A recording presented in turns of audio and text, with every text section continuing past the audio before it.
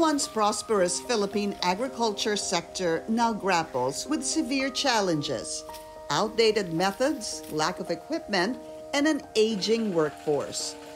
With the average farmer age at 55 to 59 years old, the gap between food security and a growing population's demands widens, highlighting the urgency to revitalize the workforce.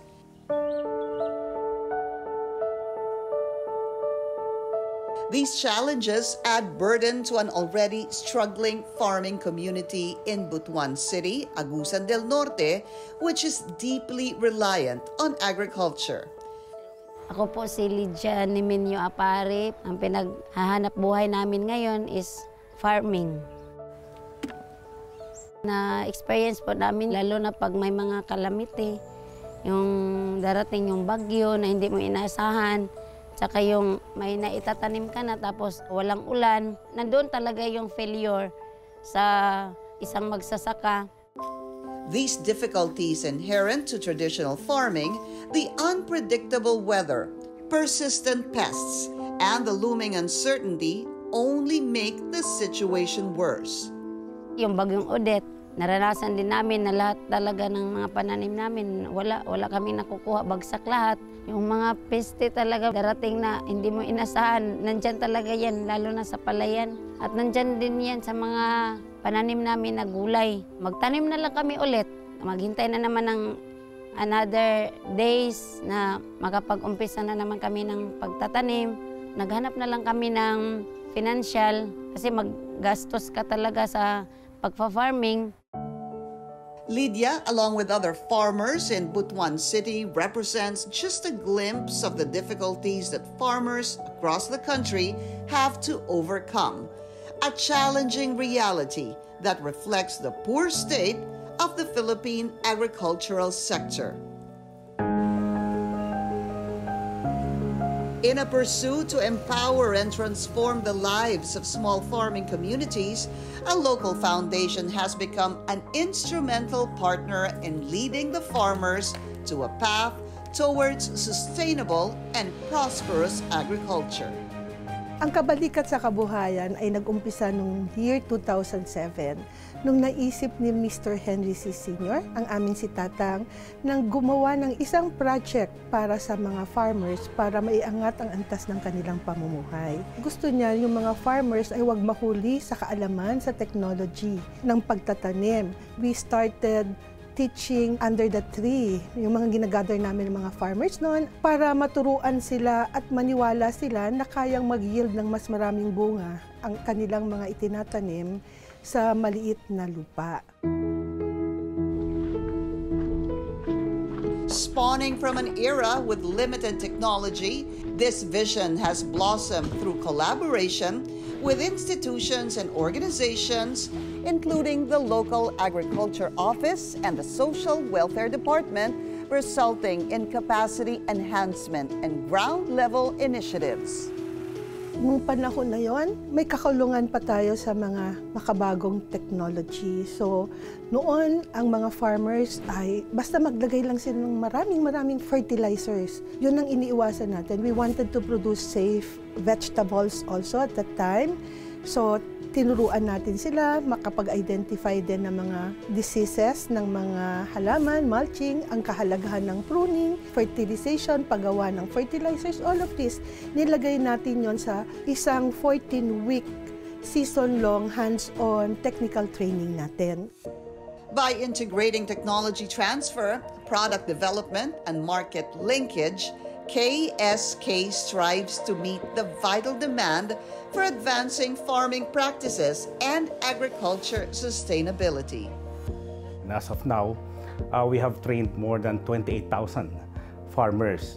Ang support dito is talagang more on technology, because most of the beneficiaries here are already farmers talaga, so they know how to plant.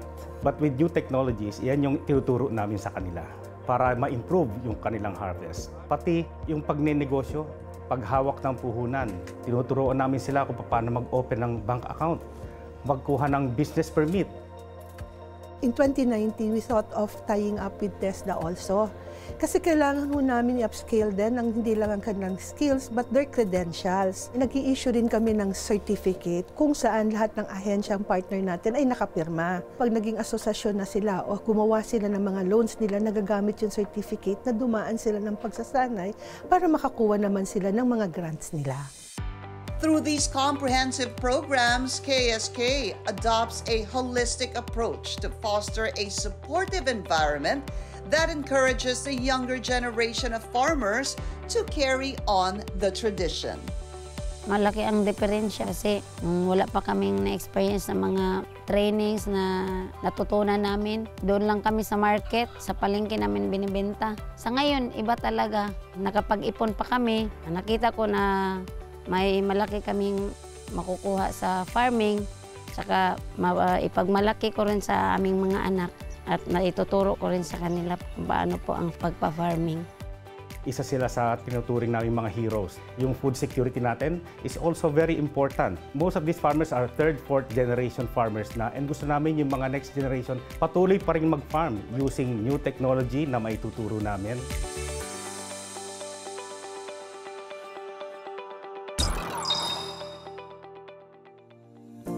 Up next, having equipped farmers with the necessary training and support, KSK aimed to narrow the gap between their produce and market demand through farm-to-market linkage by opening the doors of its malls as a platform for them to sell their products. Mas magiging malaki yung tubo nila kung diretso bibili sa kanila yung mga customers. Sa part naman ng mga consumers, mas mababa ang presyo nila mabibili yung mga produce. And it will be a cycle.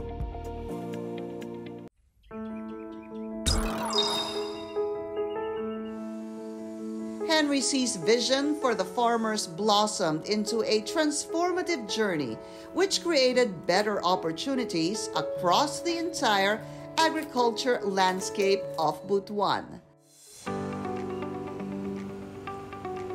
To amplify these efforts even further, the foundation took the initiative to open the doors of the malls to provide an invaluable platform for farmers to sell their products.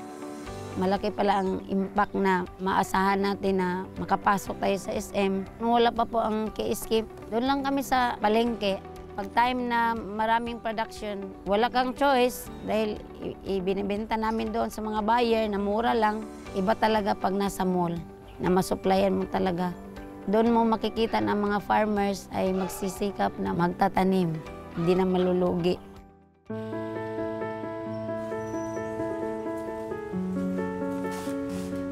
By providing them with a market opportunity, farmers are able to raise funds that serve as a vital resource for their next cropping cycle and contribute to their household expenses. Mas magiging malaki yung tubo nila kung diretso bibili sa kanila yung mga customers. Sa part naman ng mga consumers, mas mababa ang presyo nila mabibili yung mga produce. And it will be a cycle. Yung iba sa kanila talagang pag seryoso sila, no, nagiging regular supplier ng aming mga SM supermarkets. Kung nasunod na nila yung programa, gumraduate na sila, nasusunod nila yung quality ng produce. Sa part naman ng SM, continuous yung supply na nakukuha namin nearby. So naibibenta rin namin sila na mas mababang presyo. So everybody will be happy here.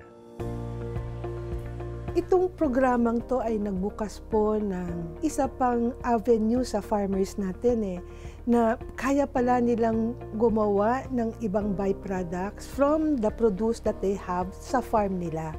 Yung iba ho ay nakasali na rin ng trade fairs. Nandyan yung SM Supermarket para tumulong at saka bilhin yung mga produce nila if they are able na maka-harvest. And then we also have our Sunday markets na they can display dito sa mall. Yung goal is to eliminate the middleman para diretso sa mga farmers natin. SM Foundation, Kabalikat sa Kabuhayan on Sustainable Agriculture Program, Certificate of Completion. Just recently, a fresh batch of farmers successfully completed their training and earned their hard-earned certificate, which not only validates their newfound expertise, but also serve as a symbol of their commitment to excellence.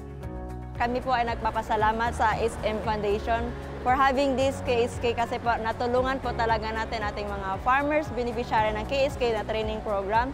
Ang SMFI po ay naging kaagapay po namin, lalo na sa marketing po na side. Laking pasasalamat din po namin po in behalf po sa DA kasi po mayroon na talaga tayong mga farmers na nagsusupply na dito sa SM Market na tuwang-tuwa po kami at sana po madagdagan pa.